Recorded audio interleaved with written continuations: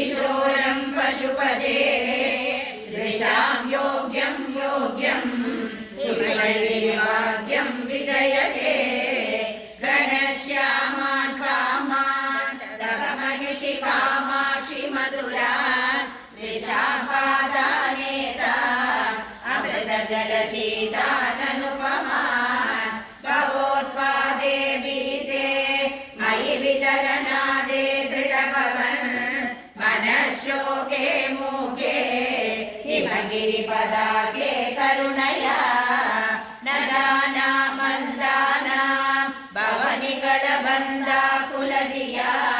महान्यं वृन्दानाम् अभिलषितसन्तानलतिका चरन्तीं कम्बाया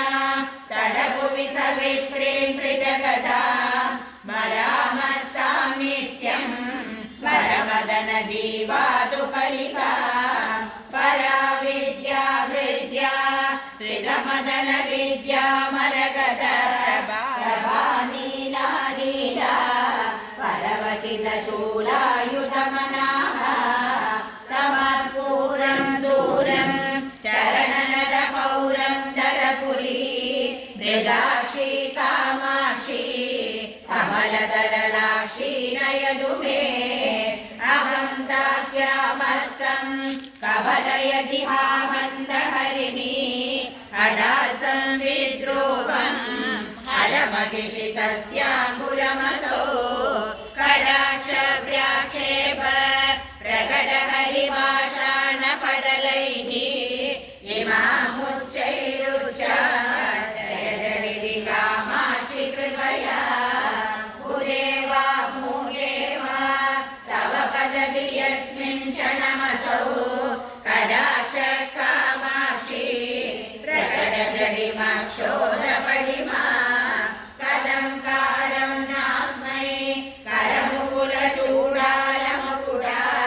नमो वाकं ब्रूयोत् नमुचि परिवन्दे प्रभृतयः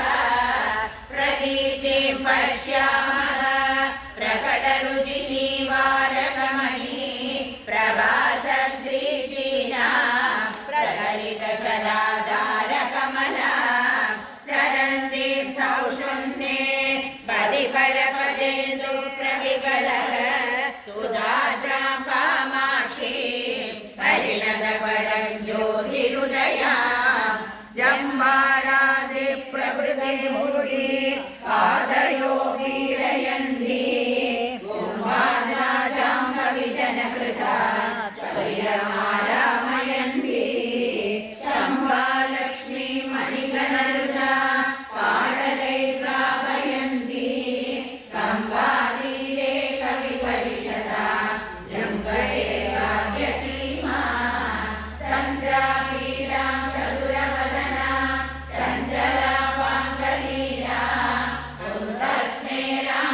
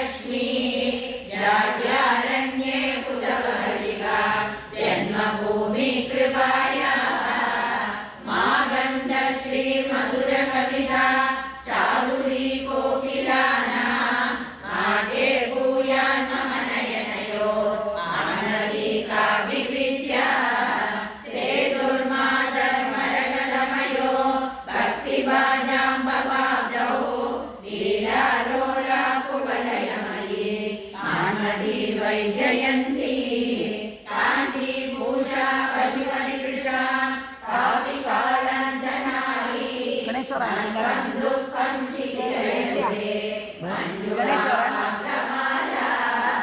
या वृण्वाना कुवलयतला प्रक्रिया वैरमुद्रा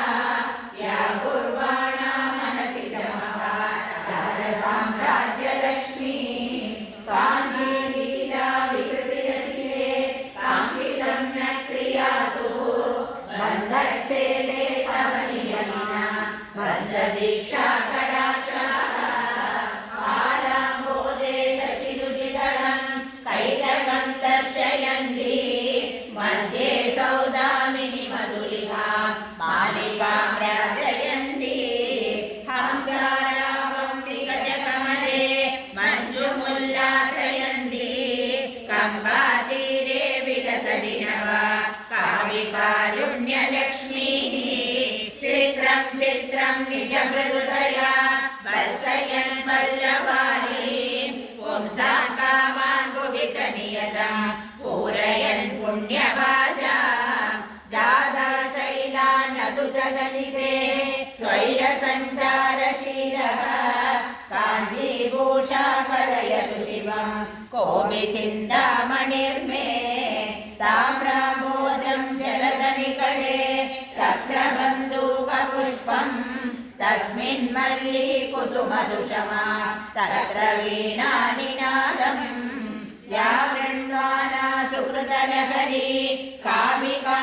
कामिकाञ्चीनगर्याम् ऐशानी सा कलयति तरा ऐन्द्रजालं विलासम् आहारांशं कृतशसदसा